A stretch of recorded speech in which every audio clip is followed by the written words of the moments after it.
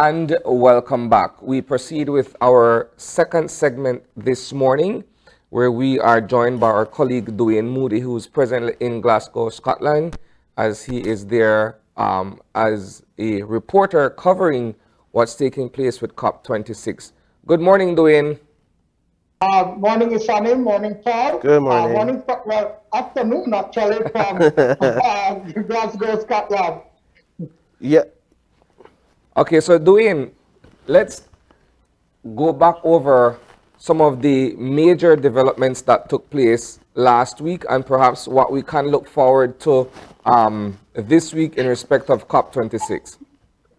All right. So, as you all know, the COP26 began on October 31st, and going straight into November 1st and 2nd, there was the World Leaders Summit, where world leaders, heads of state from 100 plus countries converged here in Glasgow to discuss exactly climate finance. That is exactly what the topic has been primarily for the first 3 days of the COP 26 conference.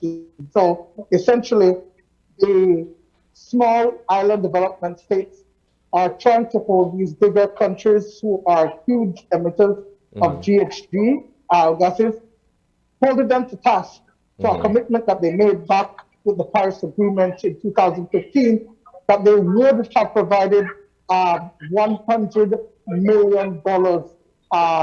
Billion, correct? Billion, sorry, $100 billion for these countries who have been experiencing climate change, the effects of climate change, that they will be able to access these monies for mitigation and adaptation measures. Going on from that, there was the COP presidency had an agenda where he felt that the youth must be included in the discussions when it comes to climate change, because the reality is that the youth are affected now. They're not only the future, but they are experiencing climate change, the effects of climate change right now. That has led to numerous protests that have been happening outside of the blue zone. Yeah. So for me to just explain that, the blue zone is where the meetings are happening with world leaders, ministers, and the technocrats. And then you have the green zone, which is open to the public. And it is there that persons are out expressing their discontent with what is happening with the whole issue of climate change. On Saturday, and as you can see on the screen, on Saturday, a huge protest was planned and executed. I have highlights of this in the newscast tonight, but Sane called 100,000 persons. That's the number that that authorities are giving us. 100,000 persons, primarily young people, came out to this protest, and they walked about 3 miles through the streets in downtown Glasgow City, the center of Glasgow, and they were clear on their message. On the message that something needs to be done now. Yeah, let me pause you for a second there, Duane, and ask the question in the context of you mentioning that young people ought to be a significant part of this ongoing movement. When you say young people, Duane, I think Greta Thunberg from the more international perspective, but I also think Kiefer Mess from a local perspective. What has it been like in terms of seeing these young people being active and trying to get their voices heard outside of just the protest, but in terms of trying to get the message forward that climate change and everything that happens around the environment also do affect the future of humanity, so to speak? Well, you know, Ishani, prior to the conference of the parties, there was a side event that occurred 3 days before. That involved the youth, and Kiefer Mess was one of the young persons who attended on the Belize delegation, and it was a forum for which young people were able to express their concerns about climate change, what they are doing in their communities, and really to encourage others to do the same. That message has continued through the conference, where you have all these pavilions set up and you have young people also participating there. Now, I was able to meet another Belizean youth that is attending the COP, but only as an observer. He was at this youth meeting that happened with Piper, and then he continued on to just be an observer for the COP26. He's a Chevening scholar that recently moved here to the UK, and he himself has been doing so much work in his community in San Juan, having experienced climate change to its fullest. And he gave us an example as well, talking about, San Juan village in Stan Creek is really part of the banana belt. Yeah. And they've been affected by hurricanes, all of that, which is part of the bigger issue of climate change and the economic stress. But China is emitting 20% of the greenhouse gases worldwide. And so there is a concern there for these bigger countries not participating the way they should. But beyond participation is whether or not they're able to realistically live up to the agreements that they have signed. You would recall that in 2015, we had, coming out of COP21, the Paris Agreement. You would also remember, that subsequently, under President Donald Trump, the United States backed out of its commitment, right? And so now what you're describing is China, who is also part of the G20, not being able to uphold or live up to what it has agreed to under that particular accord, correct? Yes. Well, I totally agree, Sunny. That is what it is. And essentially, the U.S. has brought itself back to the table. During the World Leaders Summit, President Biden was here participating in it and saying and pledging that, you know what, he and his government, they're going to do what is needed as much as they can, but they are going to do what is needed to commit to helping in reducing the amount of emissions that their country is emitting.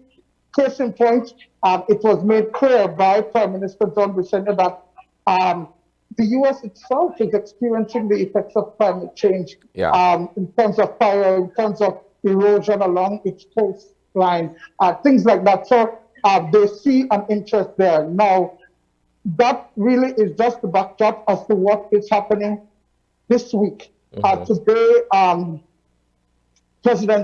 former President, U.S. President Barack Obama is going to be in attendance. He will be addressing the ministers that are here at the COP. He was supposed to arrive at 2 p.m., but he's delayed. But he's supposed to give a presentation today. But not only that, there is a meeting of lead negotiators, the ministers as well, because going forward, it's the ministers of environment and sustainable development, climate change, that will now meet going on for the rest of this week. The idea is that there's been this huge gap in terms of countries living up to their commitments, and the projections by the IPCC is that if we continue on this trend, the climate is going to get warmer by 2.7% and not the 1.5 that was agreed to in the Paris Agreement. It's almost double the amount. It's frightening. And we had lead negotiator, Ambassador Janine Felsen, speak to us about it into some details. Duane, as a group. Let me just jump in. Speaking on commitment, do you get the sense on the ground that there's a renewed sense of seriousness from world leaders and the technocrats in terms of meeting those commitments, especially when it comes to assistance for small island states like Belize that are, in a sense, on the front lines where climate change is concerned? Is there that sense of renewed seriousness? Yes and no. Yes, in the sense that these small island development states, they're hopeful and they're saying that they believe that it's going to happen.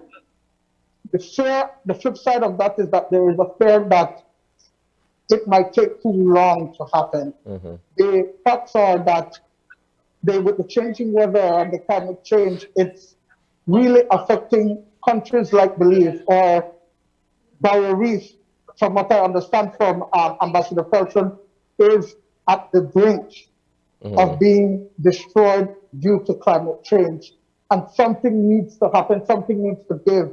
The loss and the damages that were reefs, that, or land, the countries are experiencing, there has to be some level of compensation for these countries. And so those are some of the messages that they're going into these meetings this week, and they're sending to these bigger countries. Listen, we need to find a way to access funds so that these things can be mitigation and adaptation can take place. Okay, Duane, let me ask you a follow-up question here then. We were just joined by Prime Minister John Briceño on set earlier to discuss the Blue Bonds Initiative and, of course, his participation in the World Leaders Conference last week. From a reporter's perspective, from a journalistic point of view, if I may, what is your reaction to the address that was delivered by PM Briceño last week, insofar as other world leaders being able to respond to what was being said? You're there firsthand. What was the reception like in terms of him being able to deliver his address, in terms of the messages and the points that he wanted to raise that are so critical? If I may, that unfortunately, when we arrived, we were not able to attend day one. Okay. Nevertheless, the PM did make his remarks, and we, of course, it was available online.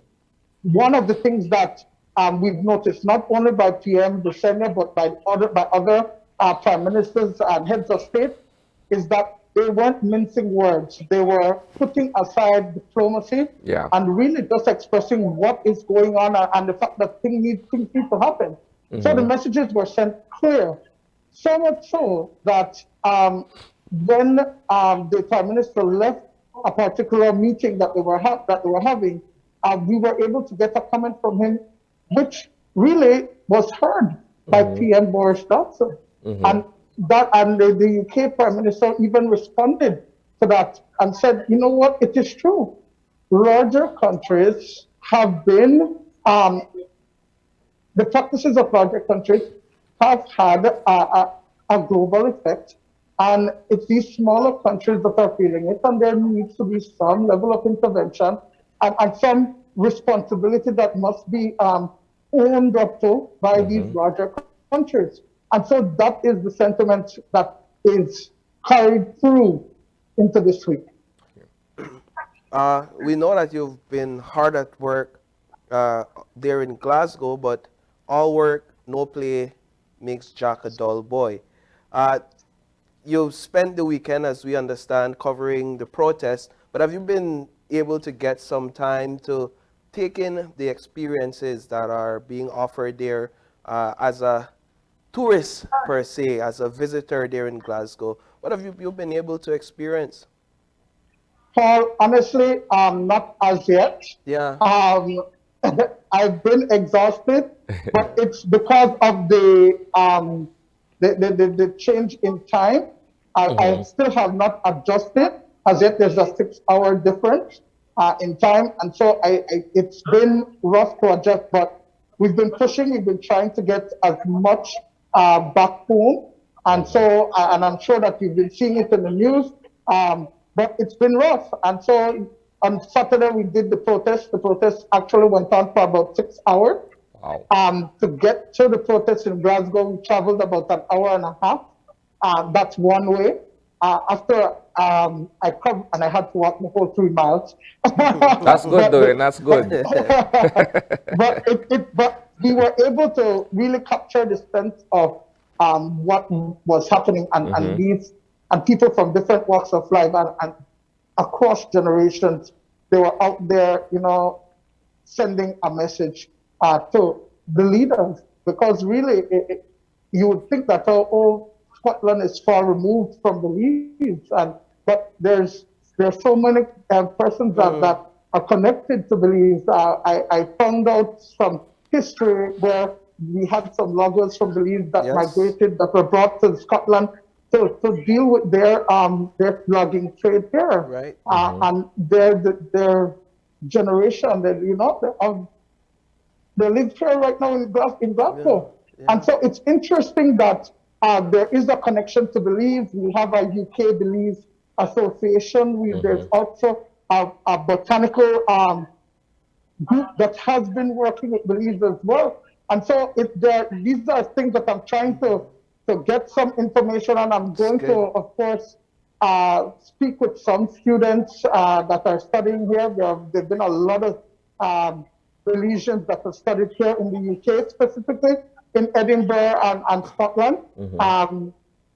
One of those persons is the former CEO of the Ministry of Environment, Dr. Percival Cho, and many others. And so we're going to try to get as much of that. But back to your question, Paul, I have not been able to see the place as yet. I intend to, but maybe till next weekend. All right. Thanks a lot, Duane, and keep up the good work from Scotland, brother. All right. Thank you. Thank you, guys. Thank you. All right. So with that, we'll take a commercial break at this point, Paul. When we come back, it's to wrap up our show and get into our business of reporting for today. Commercial break.